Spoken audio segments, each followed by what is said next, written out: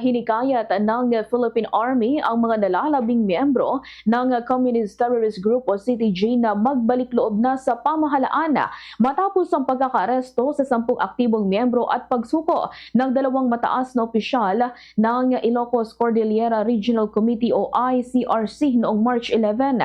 Sa isang press conference, sinabi ni Major General Gulliver Sanirez, Commander ng 5th Infantry Division, isiniwalat nito na matagal nang minomonitor ng militar ang mga individual bago ang kanilang pagkakaaresto noong umaga ng March 11. Anya tuloy-tuloy ang isinagawang monitoring sa mga ito lalo na matapos ang naganap na enkwentro noong November 21 sa Pinukpok, Kalinga. Matapos ang naturang insidente, napag-alaman ng militar na pansamantalang lumabas ng kanilang area of operation ang naturang grupo upang maglaylo dahil sa mainit na pursuit operation laban sa kanila. Dagdag pa ng opisyal, naging tahimik umano ang mga ito sa mahabang panahon matapos ang insidente noong Nobyembre. Sinabi rin ni Sanirez na sa tulong ng patuloy na monitoring, koordinasyon sa iba pang uniform personnel kabilang ang Philippine National Police at impormasyong ibinibigay ng mga residente na sawang-sawa na umano sa presensya ng mga armadong grupo ay natunto ng mga otoridad ang kinaroroonan ng mga sospek. Ayon pa sa opisyal, nagdulot din ang pagdududa sa militar kung bakit magkakasama ang mga ito ng maaresto na posibleng indikasyon na may pinaplano ang grupo sa hinaharap.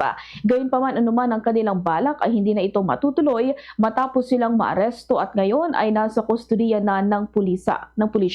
Ganitong bahagi ng pahayag ni Major General Gulliver Sanirez. Ito yung unang-unang question that came into my mind nung na-aresto sila in the morning of March 11. Bakit sila magkakasama?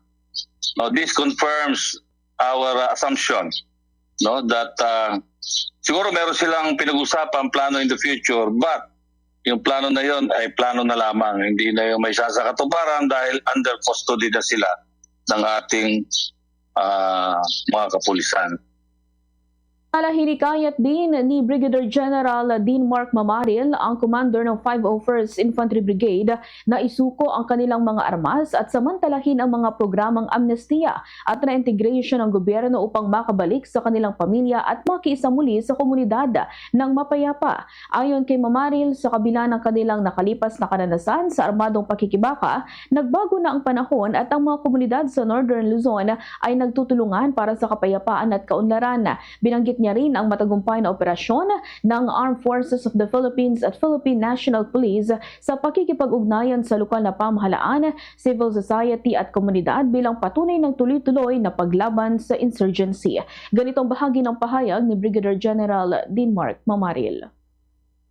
Iti kakabsat mi nga naibatay pa itibantay ken kapakiran ti Abra, Kalinga ken Apayao. Nakalukat latta ti ruangan ti Kapya, saan nga nalpas ti Gundaway nga agsupli iti natagna ken marangal nga biyag. Agyaman kayo nga ibabayon dagiti armasyo, ken agsupli kayon iti dalan ti Lintek. At dati gobyerno nga nakasagana nga tumulong kada kayo, babaen ti amnesty ken reintegration.